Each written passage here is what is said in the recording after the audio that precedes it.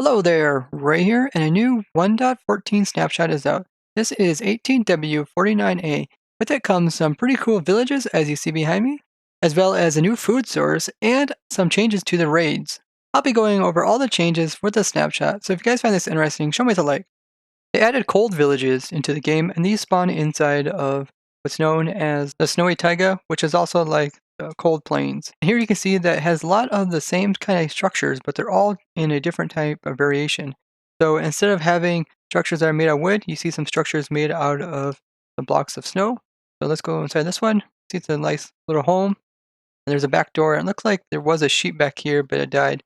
This is one of the new blocks. This is a smoker. Also looks like one of the sheep escaped. I guess he just climbed up on top of this and just walked outside of his pen.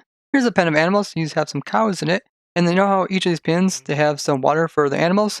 But it looks like their water is going to freeze over, so they won't be able to drink pretty soon. But in the middle has a big pile of snow. And what's cool about this one is that they've added in the lanterns. So I was really excited to see this because in the other villages, like the ones that were in the plains, they didn't have any lanterns, they just had normal torches. So it's cool to see some lanterns added. I feel like they do really go well with the same kind of aesthetics that go around here in the cold villages. In the center here is the villager meeting place, and this is really cool. It has some of the new type of stripped spruce wood, and you can also see it uses lanterns as well as the bell. This bell still doesn't have any function, but hopefully it does have a function in the future. And then over here there is an ice hut.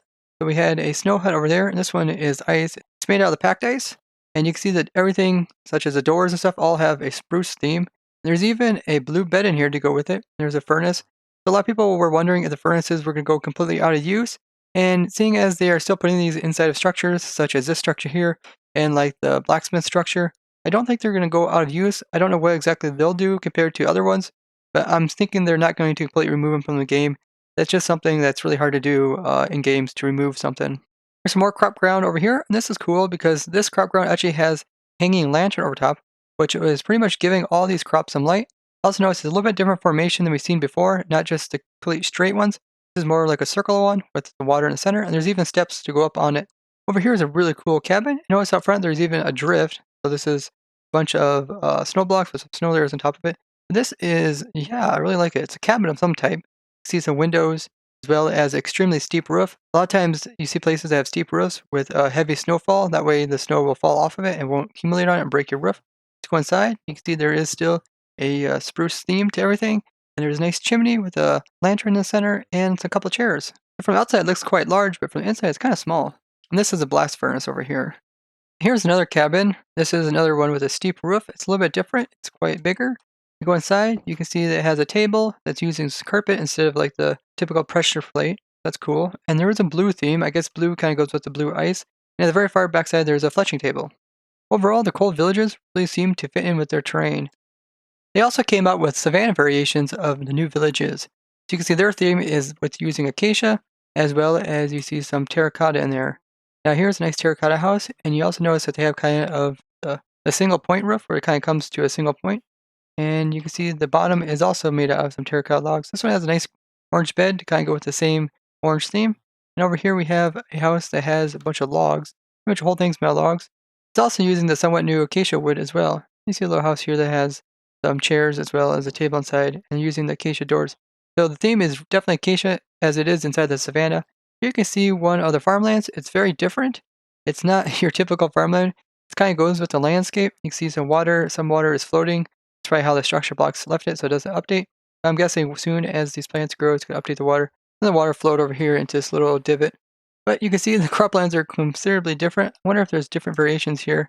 Looks like all this is wheat. Yeah, it seems all to be wheat. So maybe since they're in the savanna, they kind of typically just grow wheat. Maybe that's just like the crop they can grow. They can't grow carrots. I'll see if there's any other ones. Here's another farmland. This all seems to be wheat as well. I don't see any other type. So maybe they were trying to also make not only the wood types be equivalent to that of the biome, but also kind of like the vegetation type. I really like this building here. This one's up on stilts. And there's some farm pens underneath this one. You can see we got some sheep in there. And just like the other one, there's a smoker to go with it. So maybe they're going to raise up the sheep and then have some smoked sheep. And the interior is really small but quaint. There's a chest here. Oh yeah, it even has some mutton as well as some raw pork chops. You can see some of the wheat was already converted over into some hay bales that they have stacked up here. This house is really neat. It uses some banners to kind of make an overhang, brown banners. interior of it is a nice little house. Here we got one of the new blocks. This is a smithing table. This actually has 3 doors, so I guess you can kind of leave whatever direction you want. And this might be just side doors. This is probably the front one here. On the opposite side, we got another one that's using banners. Very small house, and this is probably going to be the Tannery. Yep, has some leather in it. So yeah, each of these houses have names inside the game, and a lot of their names associate with what they're typically supposed to do inside the house. So like the smaller houses are just called small houses, and then like the ones that actually have stuff in it, like this one, are probably called like the Smith house, and this one I think is called the Tannery house. And maybe they'll even have villages that are appropriate to each of the type of buildings that spawn with it.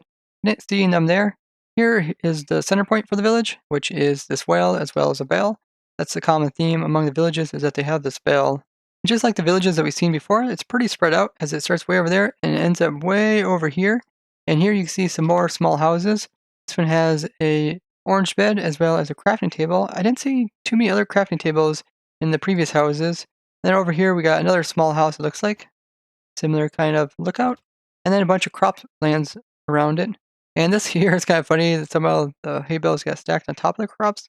Find a good place to store your hay bales, they'll probably crush your crops. Overall, the whole Savanna villages seem really well laid out, and the theme of them kind of really blends in with their natural terrain. So this looks a lot nicer than I say like previous villages, which were extremely crowded, and it seems like they didn't really want to leave their little area. They added another type of food source in the game.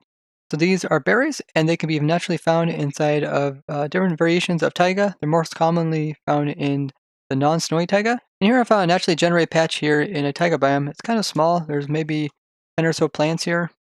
So if you eat them, they don't give you very much hunger. So we can see that we're down 6 hunger notches. And you can see it just gave us 1. It also doesn't give us any regeneration effect. These can also be farmed by the player. So the player can go ahead and plant it. When you first place it down, it will be in age 0. You see this in the top right here. So you can see it's called a sweet berry bush and it's age 0. And then it will naturally grow, or you can use bone meal on it to increase the growth stage. You can see it's age 1, and then you can see what the plant type looks like.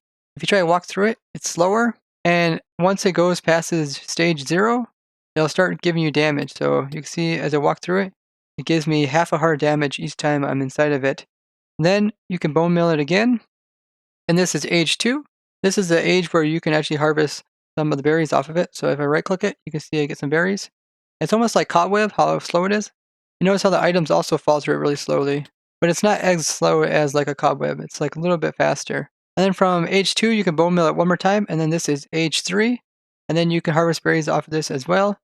But after age 3, if you go ahead and bone meal it one more time, it's going to automatically drop its berries, which you can pick up, and you can see it says age 1 again. So then you can bone meal again, and then bone meal again, and then bone meal again, and you can kind of see how you can get a farm out of this. The other way to harvest it is just by right-clicking as a player, and then you end up with some sweet berries.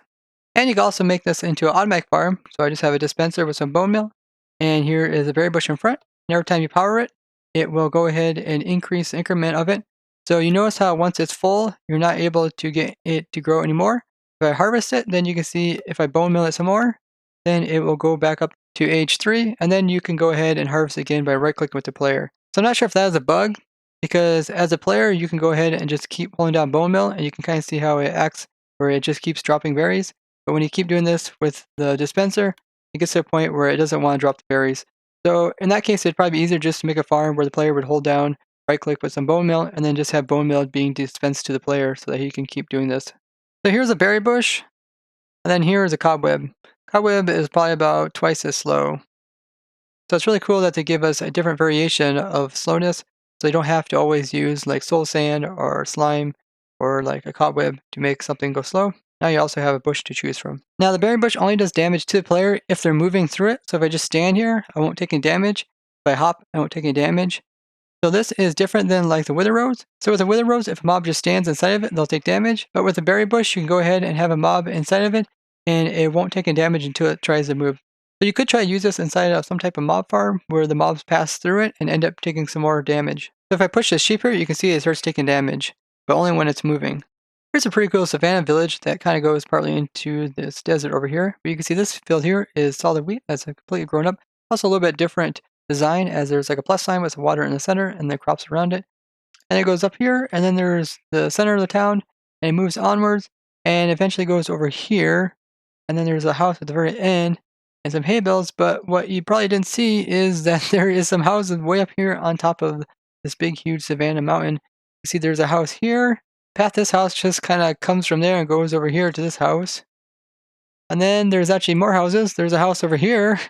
So the path over there ends up coming over here to this house. This house is kind of cool. It has some acacia saplings as decoration. It's a double door one.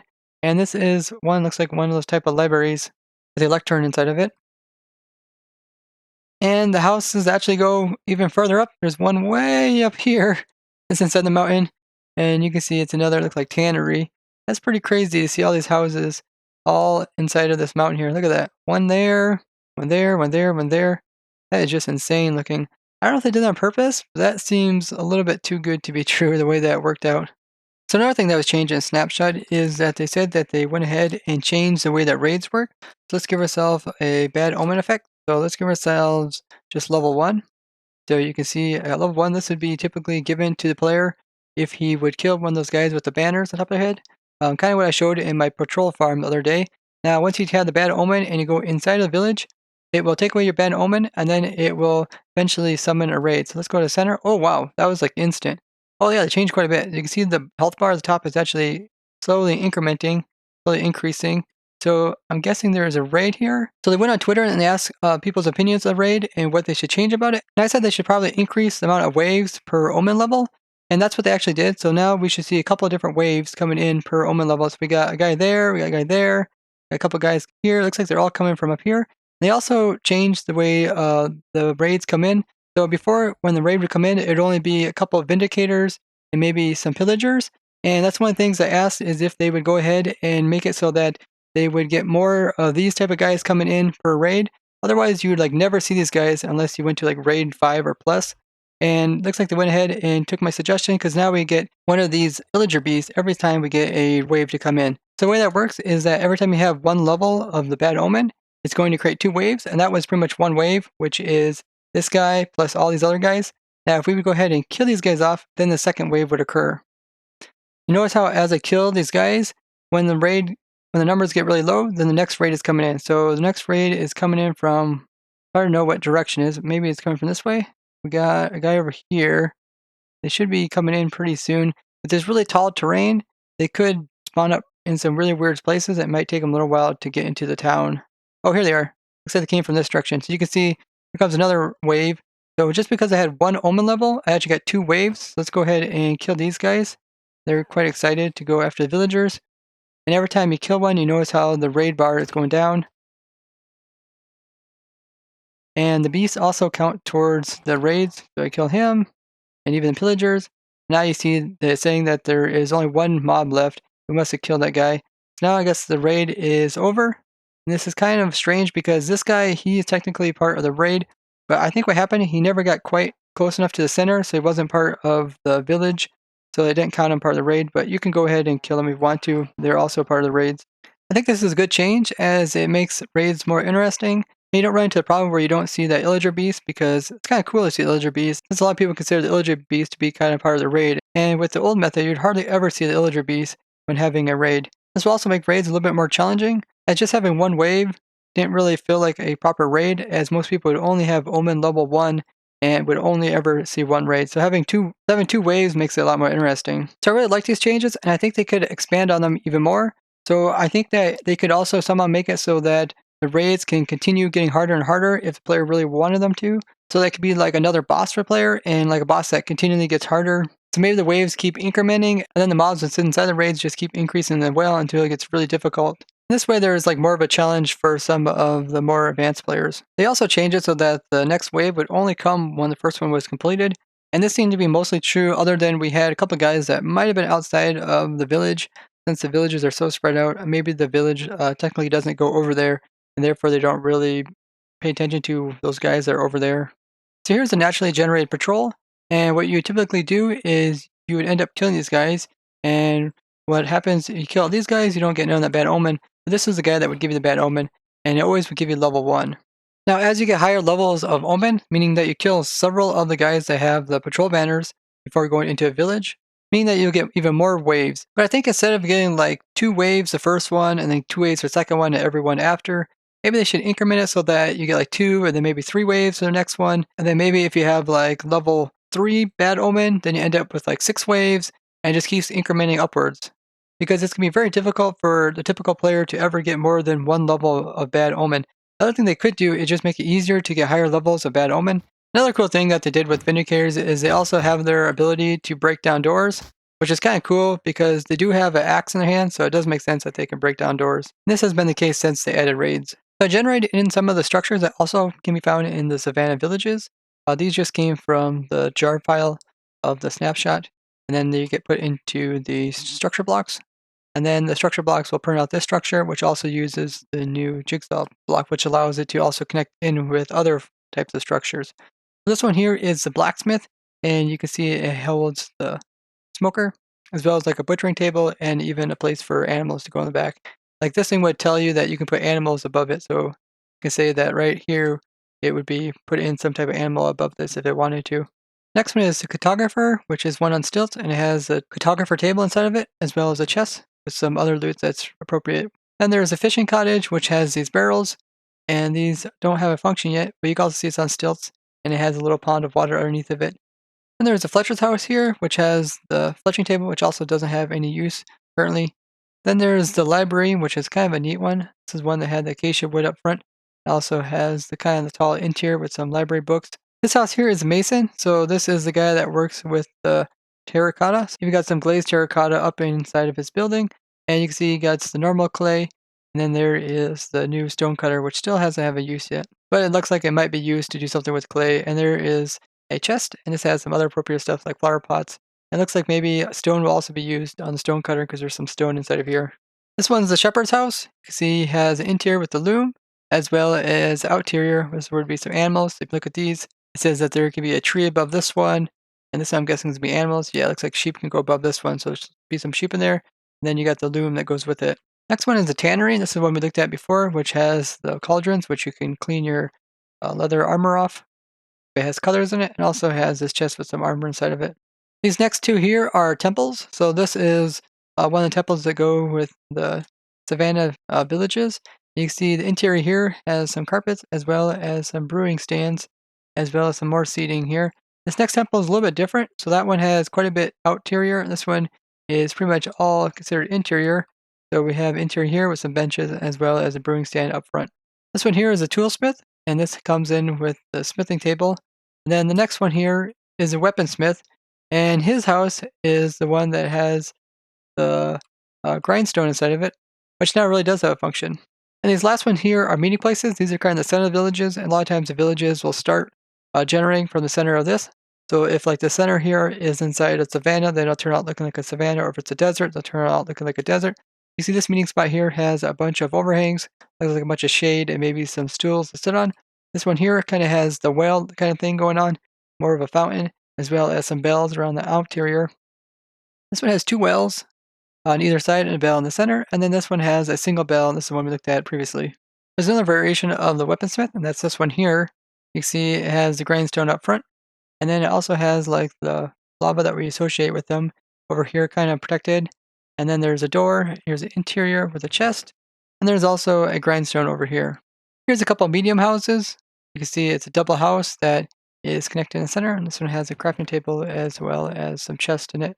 And then there's another medium house, which is also 2 houses, but they're not attached to each other. Well, they're attached to each other, but they're not, you can't move in between them. And this one also has a chest. So here's some more of the prominent snowy biome type of houses. So this one here is the armorer, and that has the blast furnace inside of it. Also has this really cool diorite chimney. And this is one that we've seen earlier that has a blast furnace, and this is the second variation of it. Then these next ones are butcher shops. So we got one that uses kind of igloo shaped house. We got one that uses the wood house, all of them having a smoker inside of it. And then we also have one that's a different variation of the snowy house. Then we have the cartographer's house over here, and this is the one that will have the cartographer table, as well as a chest with the appropriate stuff in it. Then the fishing cottage is next. The fishing cottage has some open water here, with some light beside it to keep it open, and it has an interior that is full of the fishing barrels. All these houses are quite small, which is typical of what you see kind of in more colder climates.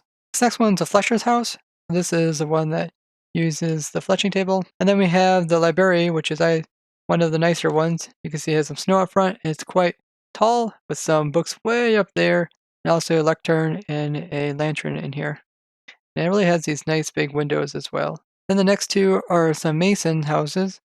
You can see they come with snow around them as well, and you got some furnaces as well as the stone cutter. And then this is just a different variation of it. Also got some snow on top of it. You can see that this one comes with a furnace as well as a stone cutter.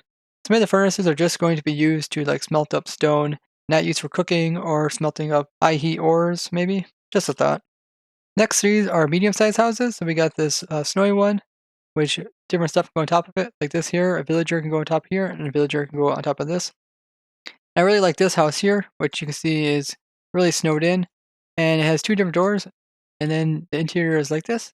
And then of course there are these where you can put villagers on top of. The last medium-sized house is the packed ice one that we looked at, which comes with a furnace in the center of it. Maybe it provides heat for the interior here. Then we have three different types of meeting points. So we got this big, huge ice sculptor. I guess you could think of it as like a fountain that froze over, and that just uses some packed ice, as well as has a bell. This one also has a ice center. And then this last one here has a bell with a bunch of lanterns around it.